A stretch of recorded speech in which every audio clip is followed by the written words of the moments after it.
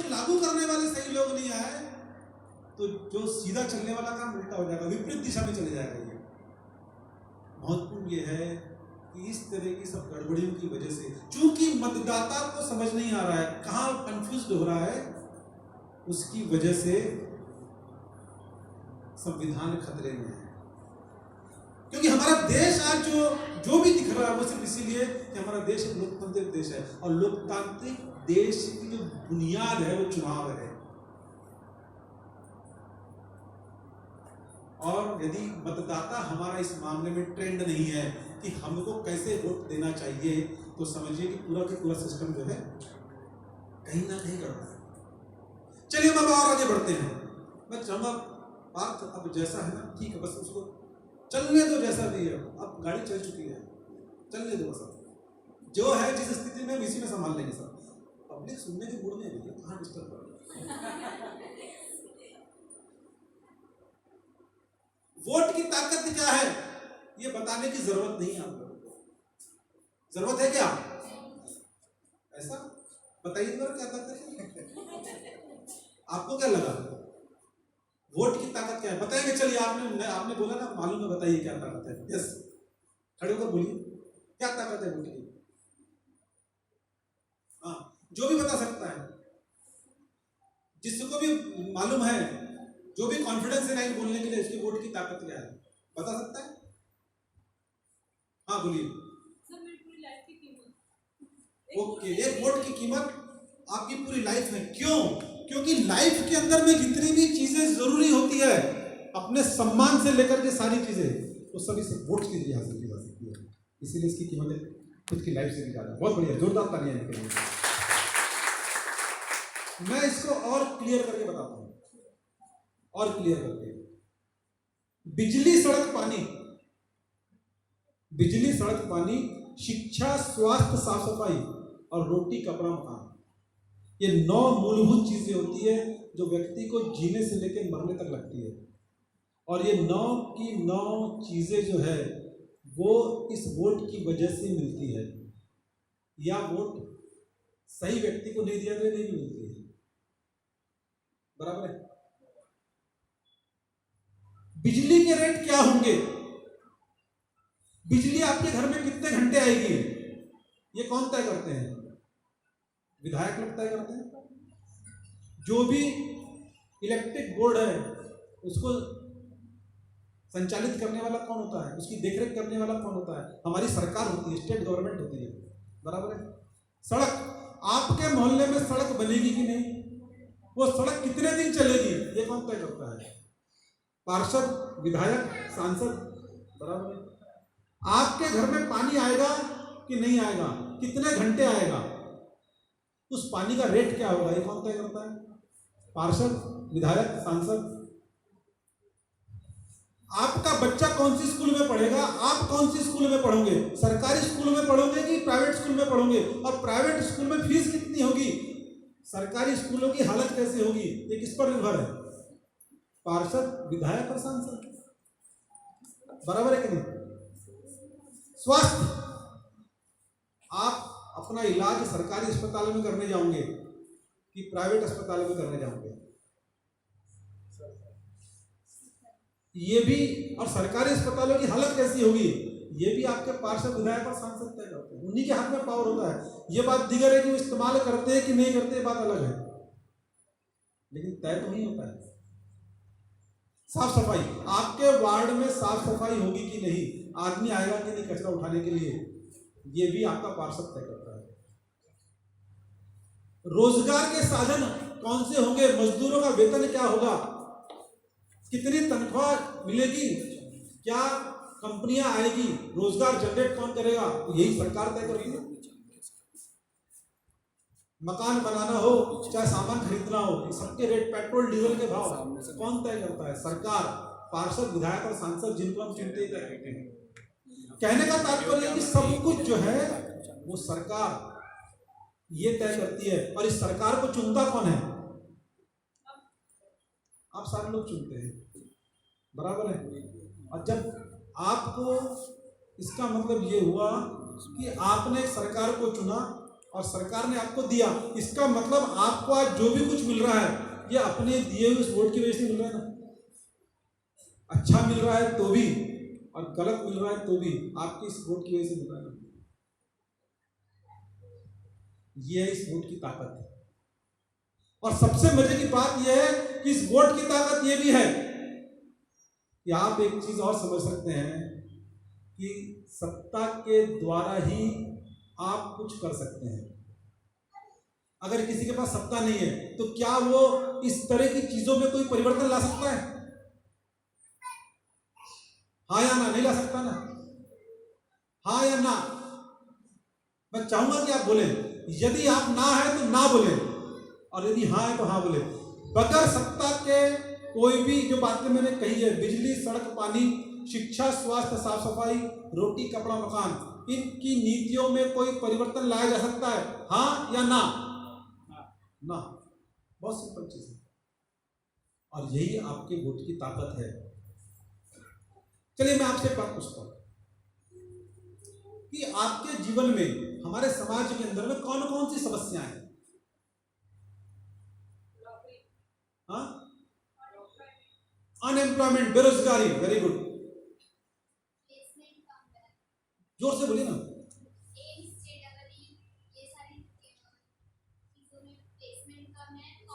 बेरोजगारी, बेरोजगारी, ओके। हाँ, महंगाई और भ्रष्टाचार, ओके। व्यापार, नीतियां, नीतियां सही नहीं है। गरीबी, वेरी गुड। और भूखमरी, कुपोषण, अशिक्षा, हेल्थ केयर सिस्टम नहीं है, बराबर है। सर बच्चे क्या करते हैं, कॉम्पिटिटिव की प्रिपरेशन करते हैं लेकिन कंपटीशन के एग्जाम में सेटिंग होती है, बराबर है। इसका मतलब ये कि शिक्षा का वातावरण सही नहीं है, कहने का मतलब सब उसमें आ गया है। अब बताइए कि क्या वाकई में समस्या है क्या? कई लोग तो बोलते हैं आरक्षण समस्या है, कई लोग बोलते हैं कि हिंदू मुस्लिम विवाद समस्या। में जानबूझ के छेड़ रहा हूं इस चीज को। कई लोग बोलते हैं आरक्षण खत्म कर दो समस्याएं खत्म हो जाएंगी, कई लोग बोलते हैं कि हिंदू मुसलमानों को खत्म कर दो समस्याएं खत्म हो जाएंगी, बोलते हैं कि नहीं? लेकिन क्या वाकई में आरक्षण समस्या है? क्या मुस्लिम समस्या है? क्या गरीबी? एक्चुअल में रियल समस्या क्या है मैं आपको बताता हूं, समझिएगा इस चीज को।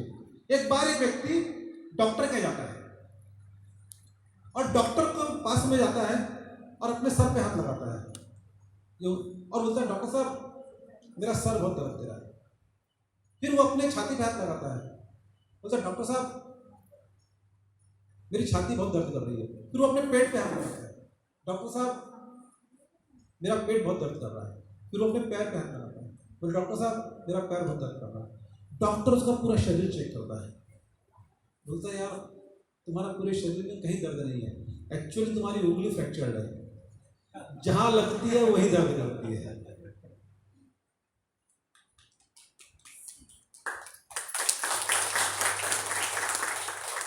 जहां लगती है वही दर्द करती है। एक्चुअल में यही चीज हर जगह है। हमको लगता है गरीबी समस्या है, हमको लगता है भूखमरी समस्या है, कुपोषण समस्या है और आप जो सारी समस्याएं आपने बताई है, लेकिन गौर से देखो ये समस्याएं क्यों है तो आपको सबका उत्तर एक ही मिलेगा। गरीबी क्यों है? क्योंकि गरीबों की योजनाओं का पैसा कोई एक व्यक्ति खा के बैठ जाता है, बराबर। जो लोग सहमत होना वो या तो तालियां बजाए। अब जरा मामला जमेगा, बराबर है। इसीलिए गरीबी है। यदि गरीबियों के कल्याण के लिए जो योजनाएं होती है वो बराबर लागू कर दी जाती है तो क्या गरीबी रहती है? आज कम होती।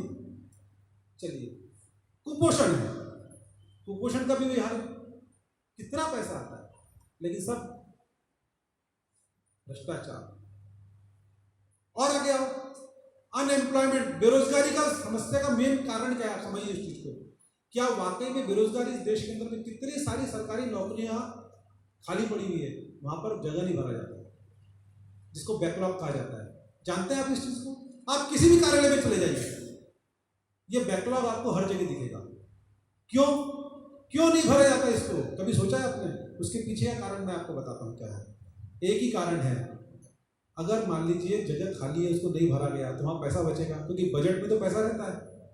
तो पैसा रहेगा तो बाद में उसको ट्रांसफर ऑफ फंड्स करके कहीं और यूज किया जाएगा, miss appropriation of funds. Clear हुआ? और वहाँ से उसको सीधा ट्रांसफर कर देंगे, रोड बनाओ, नाली बनाओ, और रोड ऐसी जगह बनेगी जहाँ कोई जानता ही नहीं, कोई आता जाता नहीं, और पूरा पैसा अंदर।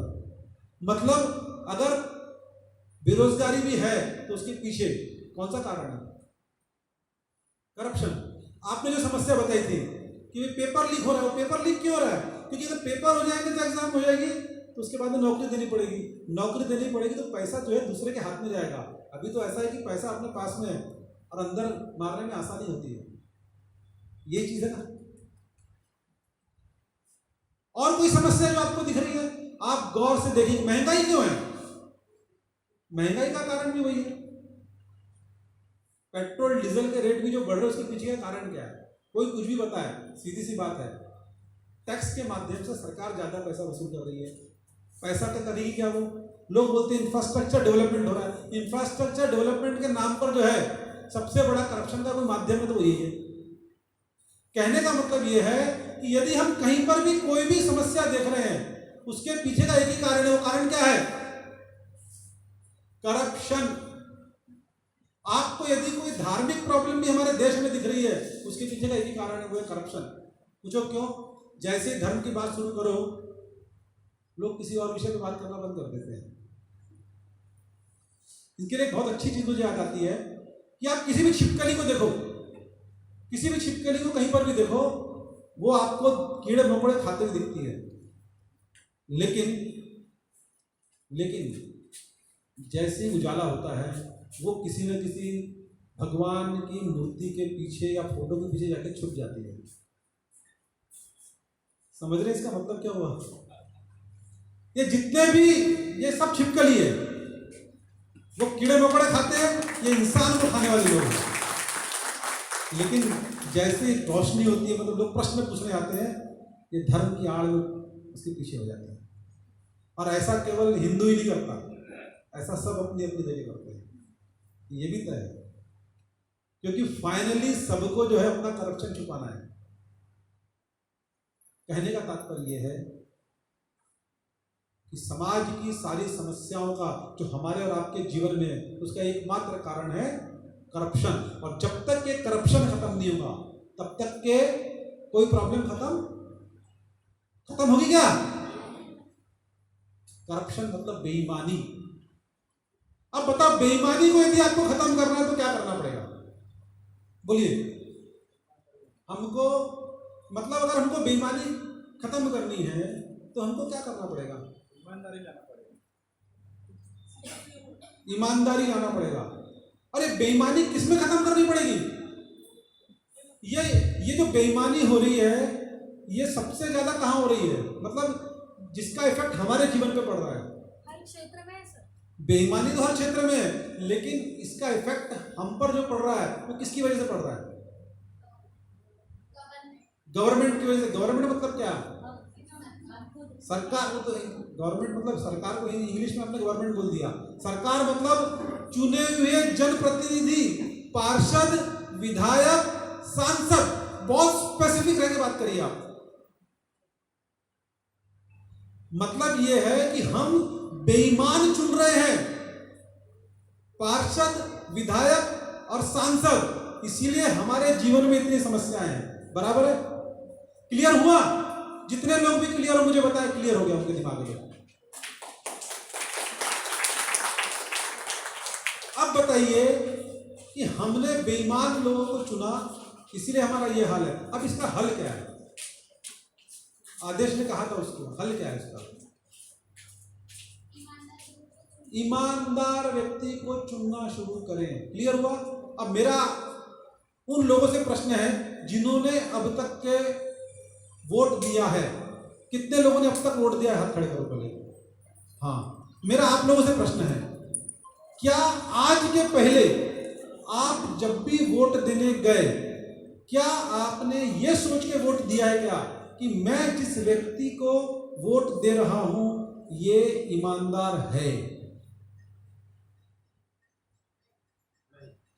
हाँ, एक देखो, नहीं उन्होंने नहीं सोचा।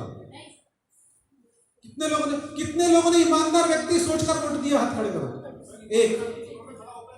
हाँ, ईमानदार व्यक्ति खड़ा होता है क्या? हम इस पे भी आएंगे, बहुत अच्छा प्रश्न है। ईमानदार व्यक्ति खड़ा होता है क्या? आप गौर से देखेंगे, मैं आपसे उसका प्रश्न पूछता हूं, बोलिए।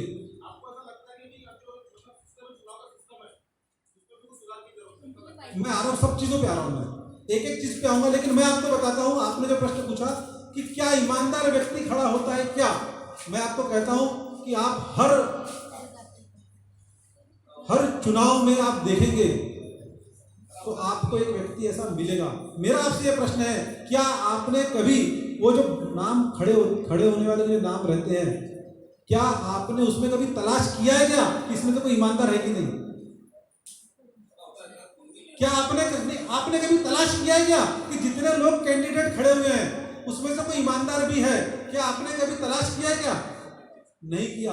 आप तो वहां जाते हो और सिर्फ एक ही चीज देखते हो, मेरी पार्टी का कौन सा है, मेरी पार्टी का कौन सा है, मेरी जात का कौन सा है, मेरे धर्म का कौन सा है, मेरे मोहल्ले वाला कौन है, मेरा पड़ोसी कौन है, मेरा रिश्तेदार कौन है, क्या वैसे मैं तो नहीं हूं। आपने कभी ईमानदार को वोट दिया ही नहीं, सोचा ही नहीं, तो ईमानदार चुन के कैसे आएगा? ईमानदार खड़े कैसे होगा? और जब ईमानदार खड़े नहीं होगा तो आपकी समस्या सॉल्व कैसे होगी?